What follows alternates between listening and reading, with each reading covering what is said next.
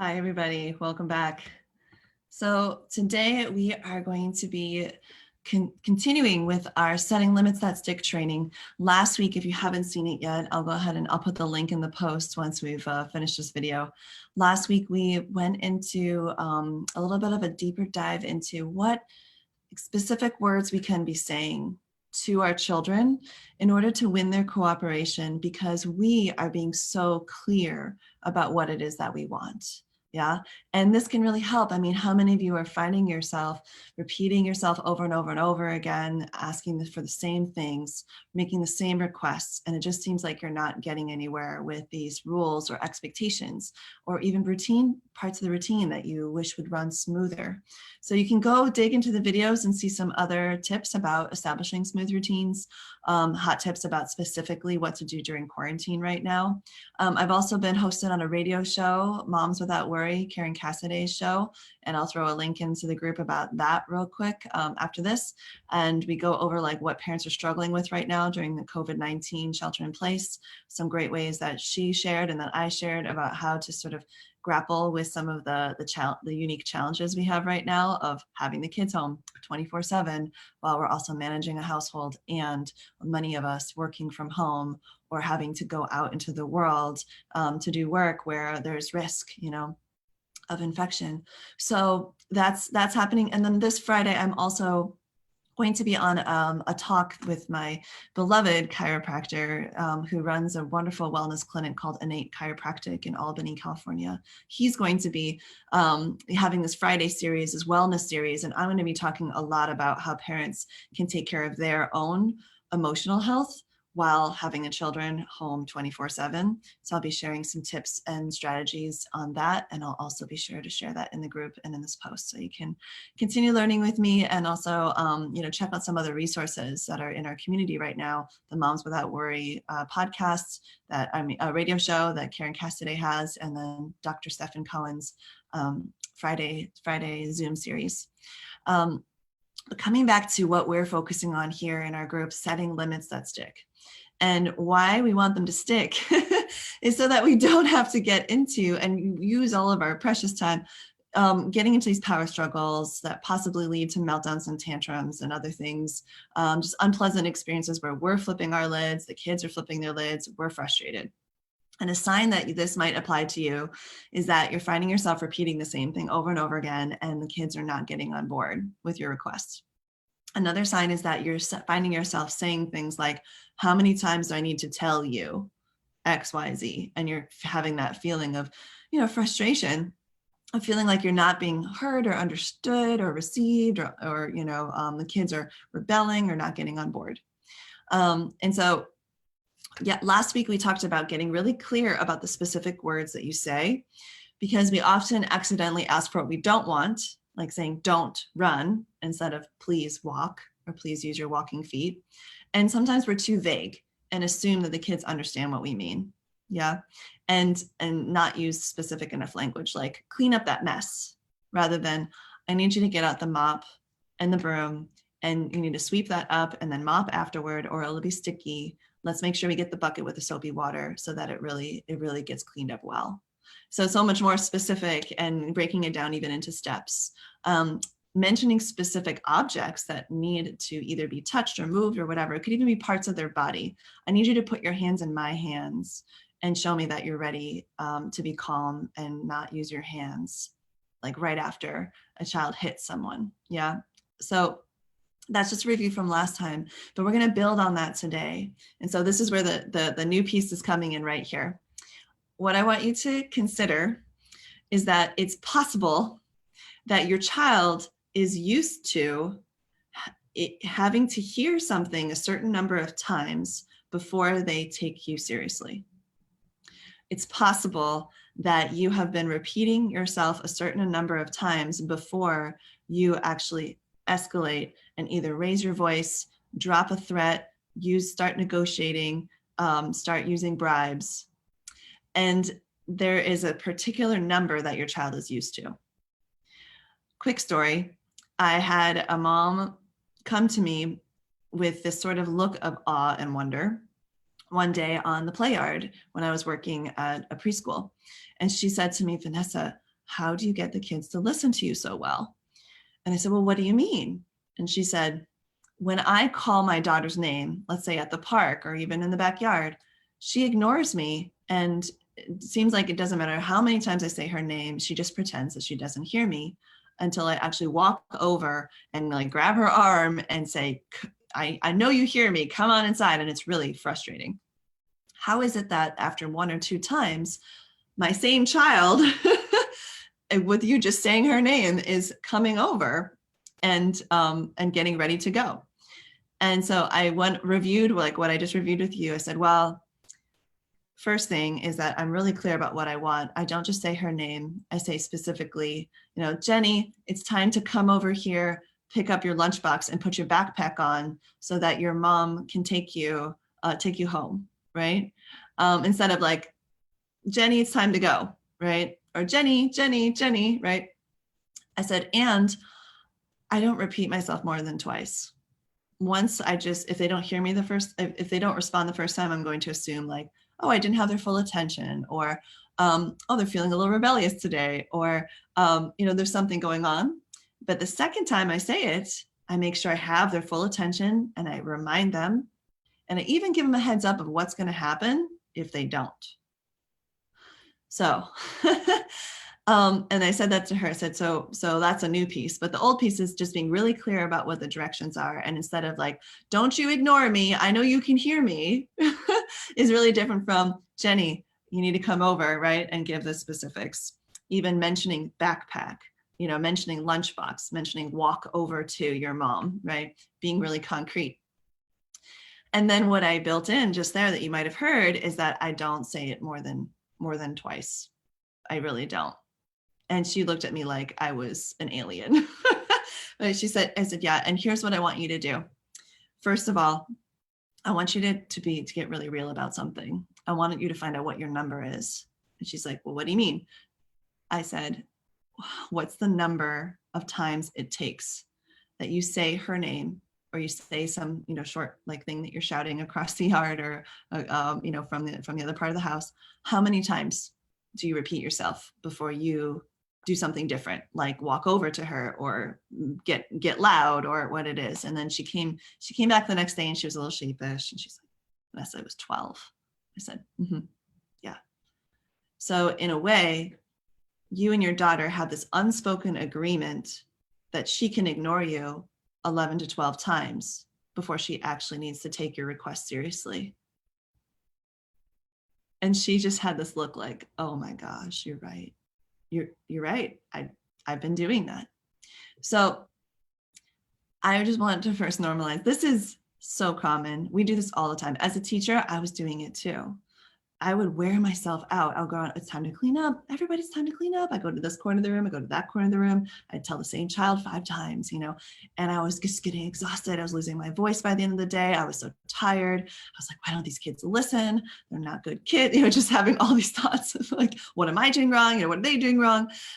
Getting mad, getting angry, having to like ring the bell and be like, nobody's listening to me. And they're like, well, great. So one of the wise things I changed, right, was to be more specific, be more concrete, don't assume that they know. And the next thing was to just not be willing to repeat myself more than twice and just really stick to that, because otherwise I am training them to not listen. I am training them to ignore me those first 10, 12 times, right? So I want you right now, if you're listening, to go into the comments, and I would love for you to tell me, what is your number? And I just want you to be really real and like maybe just pick the middle, like sometimes it's 2 and sometimes it's 20. So it's more like, I don't know, 10 or something. Just if you're here with me live, just go ahead and put your number in. And I also would love to know how old your kids are and where you're tuning in from. So, oh, Khadija and Lee are both here. Hi. So it'd be like, Vanessa, my kids are 21 and 24. And I'll just be really vulnerable and honest right now. Right now, I text or call them on average 5 times before I get a response. That's just real. I recently even said to my stepson, who's 21 and could kind of understand the humor in this, I said, it's okay. I understand. I'm the pursuer in this relationship. I'm the one who pursues you. And he's like, yeah, I'm so sorry. I'm like, yeah, but do you think you'd get back to me a little sooner, hon? Like we were having a little bit of that conversation. Also, just naming it that way, I think he felt a little embarrassed, and that might help him to come around. Okay, so, but what is your number? Just get real. Tell me what it is. I'd love to know. Okay. And it's okay if you're actually down to 1, 2, or 3 times, like, let us know that too. Let us know. So I know like where you're at, where you're really at. I'm just moving this over so I can see your comments better. So Khadija says 5 or 6, maybe more. I hear that. Yeah, absolutely. I was cruising at 5 or 6 for a long time, for years, as a preschool teacher. And then later I would catch myself falling back into that as an elementary teacher. Absolutely. And your kids are 4 and 5. That's right. Thanks for sharing that with folks who are listening in. Linda Craig. Hi, Linda. With your 4-year-old, probably 4 times and probably 2 times. 4 times with your 7-year-old, 2 times with your 4-year-old. But I think they have to try me, for me, 5 or 6 times. Oh, interesting. Okay. So your family average is somewhere around 4 or 5. Okay. Yeah. So what do we want to change about this, right? Our hope and my assumption and what I've noticed that parents would like when they say, I want my kids to listen better. I want my kids to follow the rules better. I don't want to have to remind my kids so much. What they're really talking about is not wanting to have this feeling of just kind of like getting worn down and frustrated from having to repeat yourself over and over, and the feeling of disrespect that can come out of that, the feeling of they're not taking me seriously, and also just generally like not a great way to spend your time. It's in your energy and your effort, your voice even, right? I was talking about losing my voice sometimes because you just feel like a monitor, like you're just a reminder, like a reminder police. I used to call myself. I was like, I'm just being a reminder police officer right now. And it's a bummer, for everybody. Also, the kids don't like to hear, feel that feeling of like being nagged or overly monitored either. Like they get tired of hearing it too. So back to the story about the mom. So how did that conclude? So what I suggested for her was that, really try to dedicate to just the idea of say it once. It doesn't mean that you won't go and give them the benefit of the doubt that they didn't hear you the first time, or maybe it was on you, like you didn't actually get their full attention. Sure. But just that say it once idea and really getting it in there for her. So she could reduce from 12 down to 10, down to 8, down to 5. And maybe for those of you who are at 5 or 6, get down to 2 and 3. Yeah.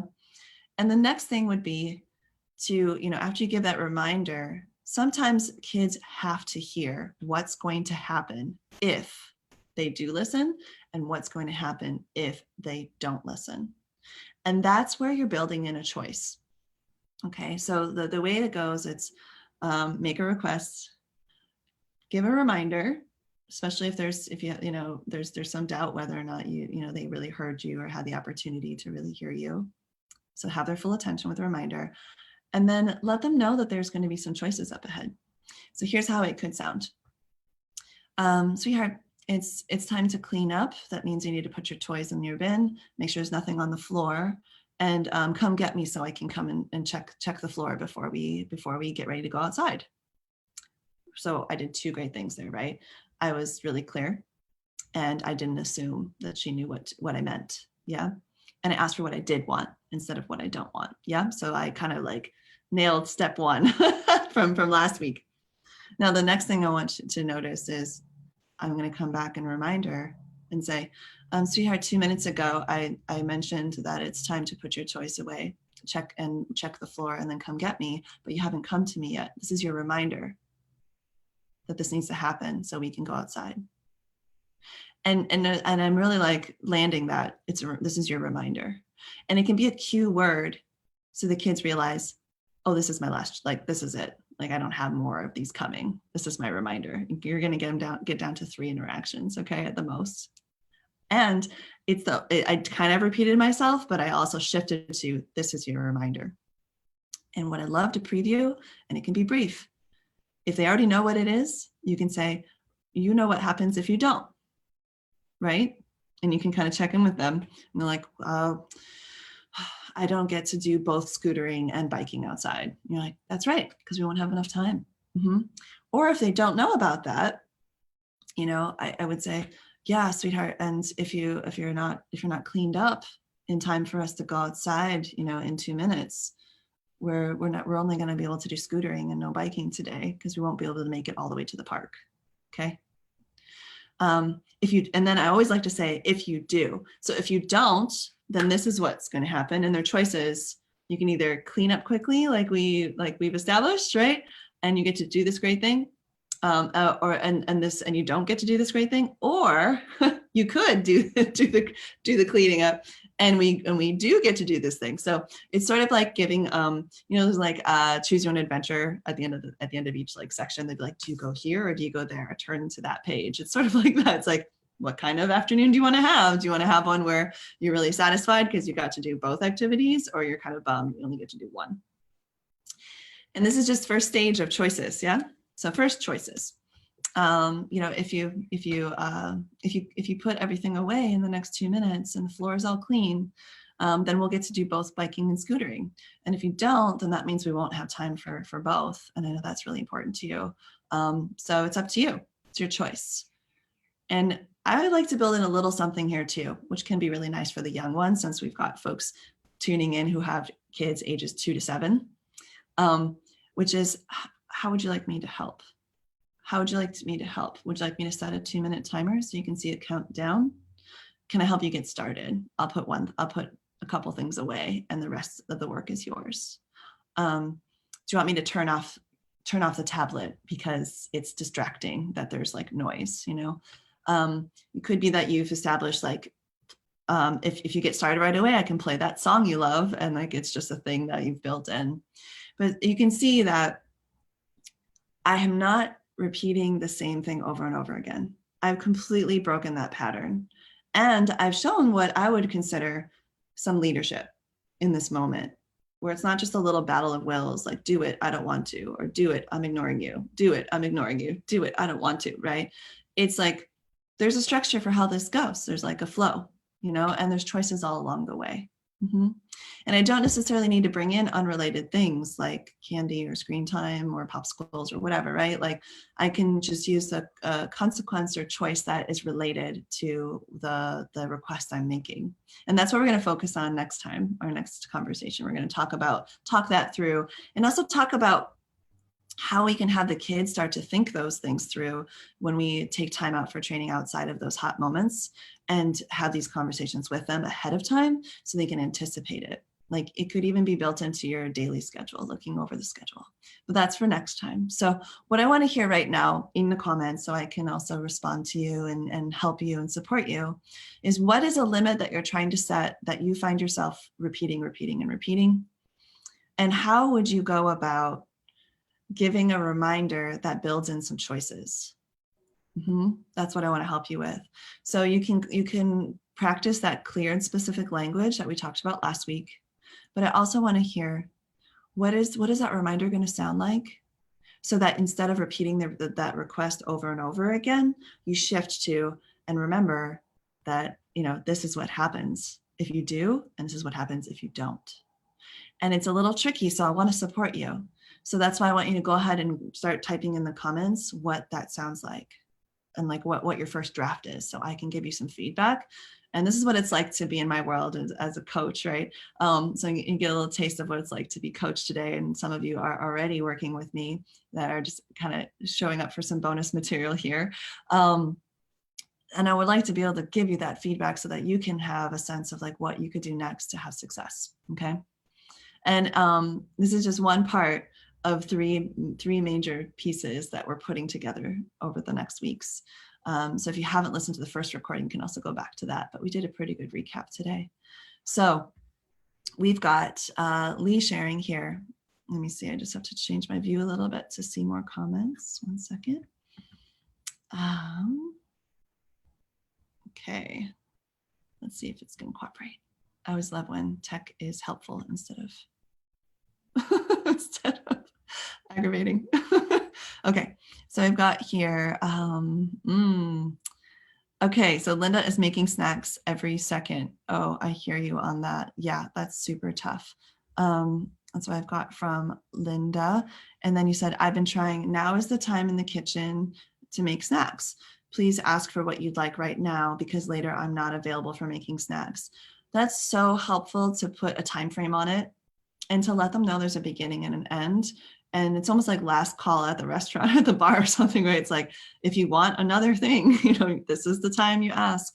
And so I could imagine you giving them some heads up, right? So like when you enter the kitchen, you could say, this is the time for snacks. And if they don't really engage with that, you can tell them, give them that reminder like 2 minutes later. It's like, so remember, this is the time you need to ask for snacks and ask for what you want right now. And I would actually add in something concrete, Linda, like, so let's walk over to the cupboard and look at what's in there. Let's walk over to the fridge and see what fruit choices we have. Let's walk over to the counter and look, and check out this. Something specific. And like I think of like a noun and a verb, right? So like we're going to walk over and look at, those are your verbs, and the nouns would be the cupboard, the shelf, the fruit choices, right? And pick something. You can even give them bowls or plates that they hold. So it like really prompts them like, I'm holding a plate. This is my time to get a snack. and then you can take their plates away if they don't get snacks, and then say, okay, I guess you're not having a snack until next time the kitchen's open, or next time I hand you a plate in the kitchen. So you could even have something really concrete that denotes like, kitchen snacks are open, kitchen snacks are closed. You can put a little flip sign on the cupboard, a little flip sign like open and closed for snacks. By the way, Lynn was on here last week. You would actually enjoy probably looking at her watching last week's video, Linda, where she's like, it's 24-hour snacks. Like, I can't.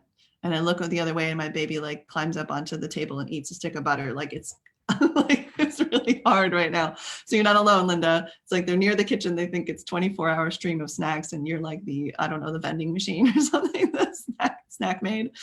So Linda's saying, yeah, now is the time for making, missing telling them how to come over. They only partially disengage from their activity to answer right now. There it is. Okay. So it kind of goes into that, making sure you have their full attention. So that disengaging from their activity is going to be really crucial for you to like make sure that they're like the message is actually being received. And that was so key for that mom I was talking about, because she was, literally like the wah, wah, wah voice from Peanuts when she was like calling out to her daughter and wasn't checking to see if she had her attention when she was giving her information. But when she did check for that attention, that to make sure she was really with her, it made all the difference. So yeah, good one. So having them disengage from their activity, and I would even have them walk over there and have them show that they understand what you're saying, and saying like, so what is this? So are snacks open for the rest of the afternoon, or is this your chance to get snacks? And they could say, this is our chance to get snacks. Okay, right. And that's why you're holding a plate right now, or holding a paper towel or whatever, right? Because we're going to pick some snacks and put them right on that paper towel. And then that's it. We're going to flip the sign to close if you decide to do that. And then you can say, or if you choose to not get snacks right now, it just means that you're going to need to wait.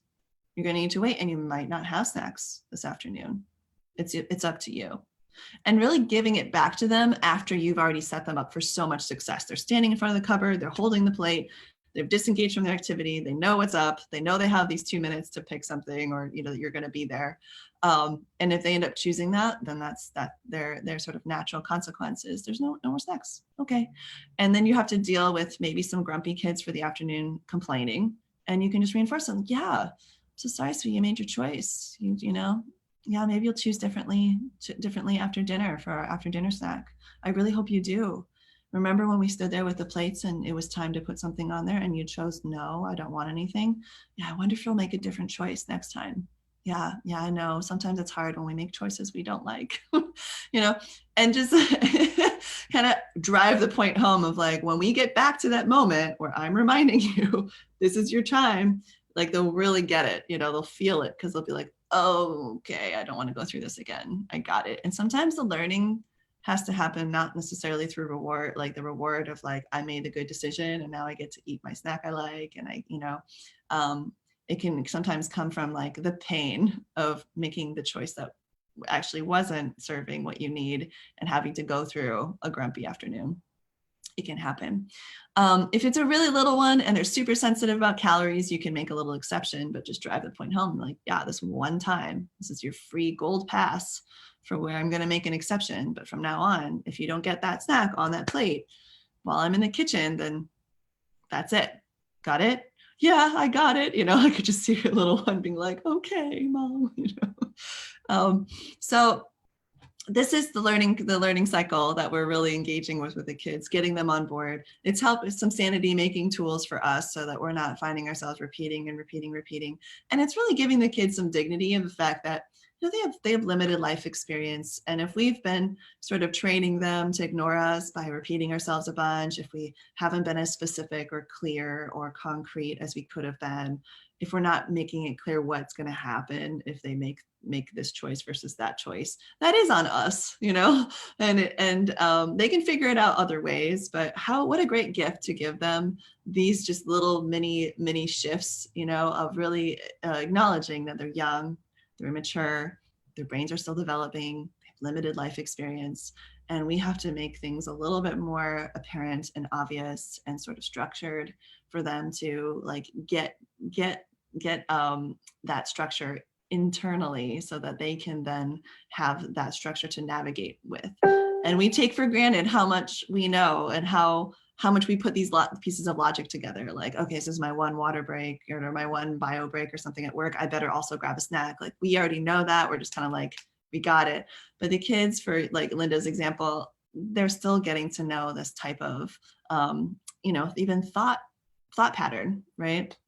And consideration. So it's very compassionate of us. It takes a little bit of shifts, but in the end, it actually saves us time and it actually saves us work, because when we really get through to them, then when it's something that is set up well, then we don't necessarily need to, remind them over and over and over again. As a matter of fact, I highly discourage you from doing that. Instead, we're going to talk about this more next time. Take some time out for training, introduce them to the routine and rule, and get them on board that way. So we'll be back next Monday, but I want you to be aware that there's a really special seminar coming up that is free, and it's also not just on Facebook, it's also on Zoom. So folks can tune in who are not on Facebook. So if you have people in your life, parents in your life, who are complaining about not knowing what to do and their kids are melting down and having tantrums or in power struggles, maybe they say, oh my God, I think I have a really sensitive kid who has really big emotions. I'm not really sure how to navigate or handle that. Well, that's one of my areas of expertise, and I'm going to be sharing 3 key ways to navigate meltdowns, tantrums, power struggles with more calm and confidence. And that'll be on May 9th. It'll be a seminar. And even if you can't attend, you'll get access to the replay of that seminar for the following week to watch at your leisure. And there's a little guide that comes with it with some calm parent strategies. So I'm going to be putting up a link and creating a Facebook event for that, letting people know about it. So right in this post, I'll link you to the radio show from last week, this week's talk with Dr. Stephen Cohen, and then also this seminar, which I highly recommend you come to if you've never been to my Navigating Meltdown seminar. It's my most popular one. And even if you have, it's a great review. And absolutely, please share it out with others who could use these resources right now. Sometimes as parents, we feel shy about telling other parents, like, I know this great parenting coach, or I know these great parenting tools, because it almost implies that you think they're not a good parent. But what I've been hearing back from people is that when they get invited to these things, especially in the spirit of like, here's a great resource, they just actually really appreciate it. They're like, oh, you've been listening. Like, you've been hearing me when I've been complaining about my kids' meltdowns. Last week I posted a thing about losing my you know what, when my kid wouldn't, would just kept crying and I didn't know what to do. Thank you. Thank you for noticing and pointing me towards a free resource. So that's what's up with that, and so don't be shy to share with your friends and invite. And the easiest way to really do that is either throw them the link or invite them into this group if they're on Facebook.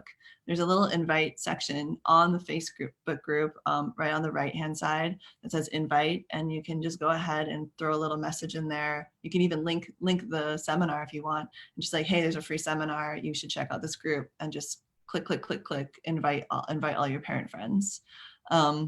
So hope to see more folks over here so we can help more parents during this time. That's why I'm offering so many more talks and free resources right now, because I know I'm going on radio shows and all these things because I just know that parents are in a real crunch right now. It's hard. I get it. It is hard. And yeah, when I've been in a sea of 36 children who all need me at the same time, like, yeah, I get it. It's overwhelming. So let's just keep getting more great strategies and tools in your hands. So hope you can come back and join me another Mindset Monday. Hope that you can come to the seminar on May 9th, where we're going to do the Navigating Meltdowns training. And yeah, please keep folding in more parents who could really use these resources. And we'll see you back here. All right, lots of love. Stay strong. You got this. Talk to you soon.